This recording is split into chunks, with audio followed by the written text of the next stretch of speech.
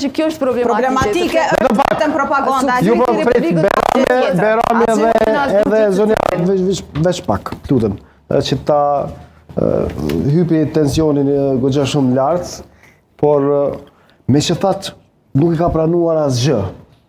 Nga ana tjetër, Partia Demokratike e Kosovës, ashtu siç e nisët ju në pjesën fillestare, po edhe zonja Musliu shoshi pas një diskutim, nuk vendos vija të kuqe, as ndaj lëvizjeve të vendosje.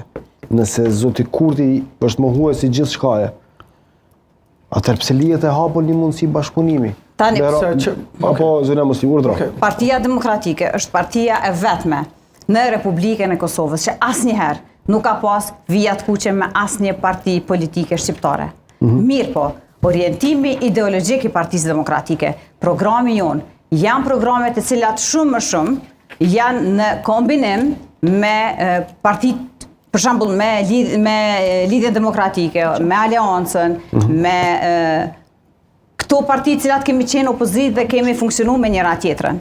Nuk i përkasin me ideologji dhe me vlera si parti politike lëvizjes vetëvendosje. Mirë po, vijat kuqe nuk kemi pas asnjëherë me asnjë parti politike shqiptare. Ju leni të hapun mundësinë që një koalicion mas zgjedhor, po mendoj për bashkëqeverisje me VV-n. Tani ne kemi organet, e kemi kryesin, e kemi kryetaren, për çdo vendim që ne marrim, ne diskutojmë. Mirë po, ne preferojmë që të kemi koalicion me partitë të cilat kemi qenë opozitë deri më tani, sepse i kemi vlerat ideologjike të përbashkëta me këto parti. Mirë po, nuk kemi vlerat përbashkëta me lëvizjen vetëvendosje në asnjë proces. Po, zotë Matoshe, vijat e kuqe që Albin Kurti ka vendos në mes popullatës shqiptare, mes partive shqiptare, duke konsideruar oponentët e tij, aleat të Serbisë, aleat të Vučićit edhe të Radojčićit, këto vija përçarse që e gërryn shoqërinë tonë, i kemi marrë edhe i kemi vendos si vija të kuqe për listën serbe dhe jo për parti shqiptare. Dhe unë mendoj që kjo është një akt i pajtimit, edhe një gest i pajtimit, edhe një gest politik i cili ka për qëllim me shëru shoqërinë nga urrejtja, me shëru shoqërinë nga demonizimi, sepse urrejtja dhe demonizimi janë rreziku më i madh. Ky njeri ka suspendu logjikën. Ky njeri ka injektu inatin, i ka injektu urrejtjen. Edhe vijat e kuqe, largimi këtyre vijave të kuqe. Ata keni demokrative ata. Qysh me integru se Kosova në sistem? Nëse ju i vëno një vit kuqe listës së ka qosht, ande vazhdon të jetë legalisht në sistemin Kosovë. S'ka vit kuqe.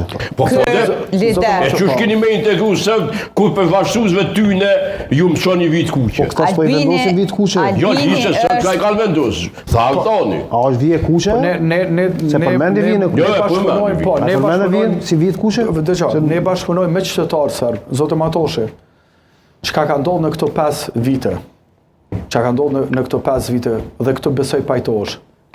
U kanë një inxhiniering shtetëror për me përmbys shtetin dhe themelet e shtetit që është multietniciteti. Zoti Kurti kur ka ardhur në pushtet, ka ardhur me premtimin të cilin edhe mua më ka pëlqyer. Dialogun e brendshëm. Sa do të bëjmë një dialog të brendshëm me komunitetin serb. Dhe nëse ka një lider politik që karrierën e tij politike e ka fillu me dialog të brendshëm me komunitetin serb, është Albin Kurti me Kanin. Pra doktrina e tij politike ka qenë bashkëpunimi me serb. Edhe për ata i kum besu. Kur ka thonë nisëm dialog me bashkëpunimin serb, kur thonë ky ka trashëgimi, ky ja ka marrë dorën këtij dialogu me serb. Dhe çka ka bë? Ka dështu në komunikim me komunitetin serb. Komuniteti serb ka pas periudha edhe në veri edhe në Kosovë. Ka qenë i frustruar prej grupeve kriminale serbe, prej grupeve të Vučićit. Ka qenë i gatshëm që me një dorë të shtrim të pushtetit me kriju alternativa edhe politike kundër listës serbe. Çka ka bërë Albin Kurti me filmat me listën serbe, duke mos e shpall organizatë terroriste, qysh e ka shpall për shembull një pyetje. Zoti Kurti ka shpall në qeveri me akte qeveritare, ligjore, organizatë terroriste Roja të Urës. Por rojet e urës Organizat paramilitare, nuk ka parti politike.